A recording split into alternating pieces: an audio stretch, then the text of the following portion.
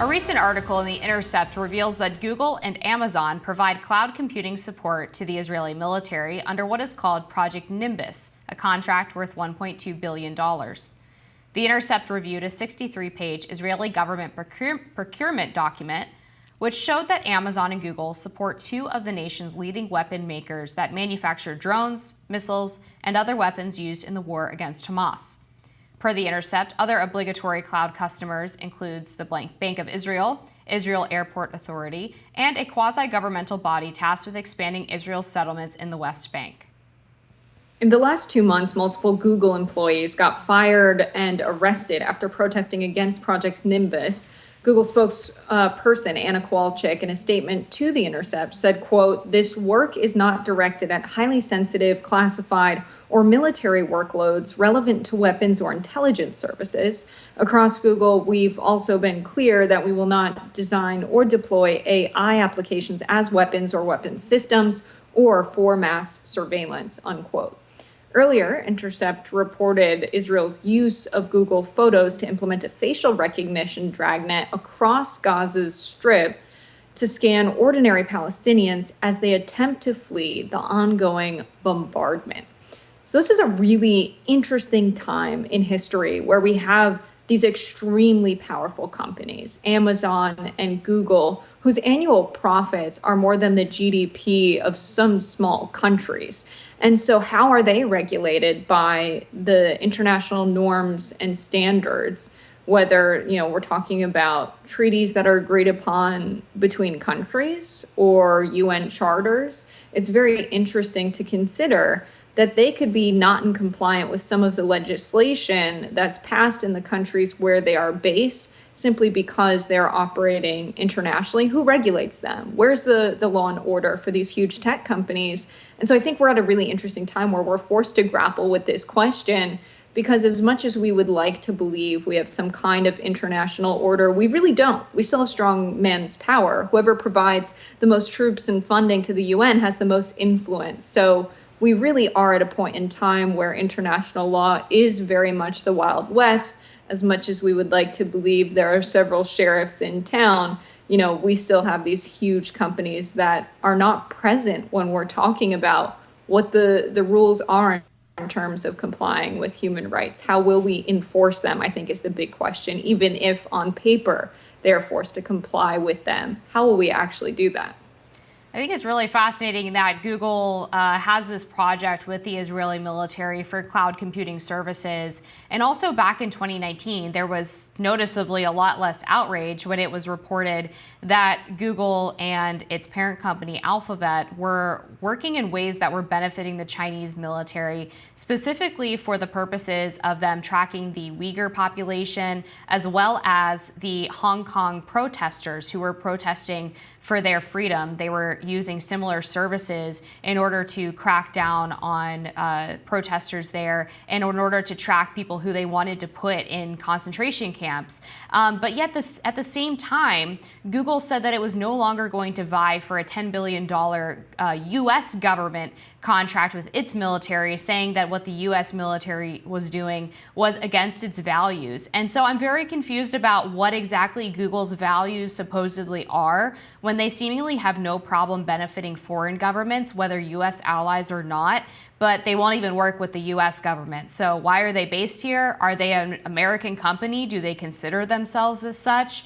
And are they going to continue lobbying the U.S. government to make policies that benefit it? Or maybe they should go reside in Israel or China. It's just really bizarre, this seeming double standard they have with which militaries they work with and which ones they don't, while claiming to be an American company. Absolutely. It's like, look at all of this GDP we have from our biggest companies here in America. GDP numbers look great, but is that reflective of an economy that actually benefits the American people? Is it the kind of economic activity that could actually hurt us on the international stage when we think about foreign policy? And so I think if you're someone who's working for one of these companies, that's a really big moral question. But I think that it's time that the State Department thinks about this very critically.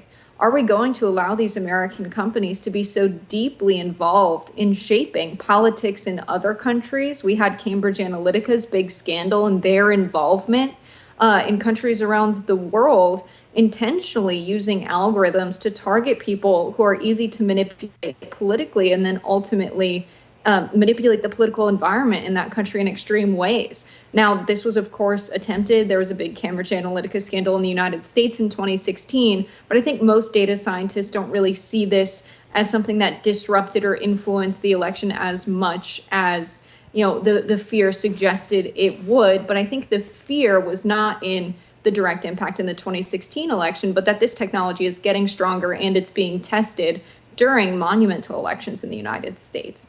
And so whenever we have these tech companies manipulating people's political views through intentional, misinformation that's fed to them directly, or we have them, providing the kind of support to a state like Israel that's using the technology in ways that Google says it's not okay with and should not be using it for, but using it to punish a civilian population for the actions of a group they say they're at war with, Hamas. And so Google and Amazon seemingly don't have any values that are in alignment with the kinds of human rights charters we have or the laws of the United States. But it seems that their main goal and their main value is whatever brings them profit, and that there's really no line to be drawn morally. There's a price on everything with these big tech companies. But are we happy with the revenue that they bring into the United States? Is it just going to the investors in the top of Google and Amazon? Is that GDP that's reflected in the profits and the money that they bring in really worth the consequences of what they're doing and the services they're selling? Yeah, I mean, again, I go back to what happened with Google in China, where they were willingly complying with the CCP's censorship efforts of its own citizens.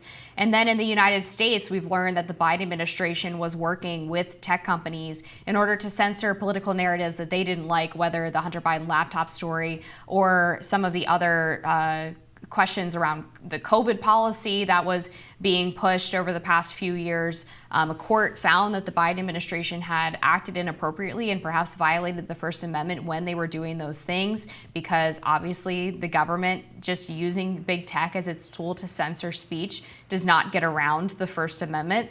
And these big tech companies themselves have taken it upon themselves to go after certain political narratives that they dislike.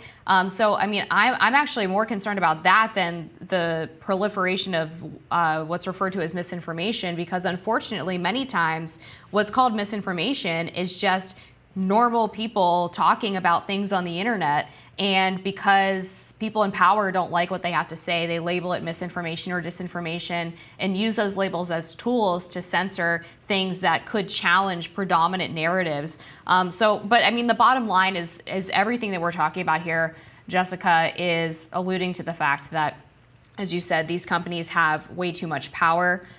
They are not just these sort of benevolent or benign actors working through the free market, as we've been told by some libertarians and perhaps centrist politicians. These companies clearly work hand in hand with many governments, not just our own, in order to affect a certain type of political change or in order to make a profit in ways that don't benefit the people that they actually make their money from or are supposed to be serving. So it's a very disturbing story from The Intercept. We're going to be back with more Rising after this.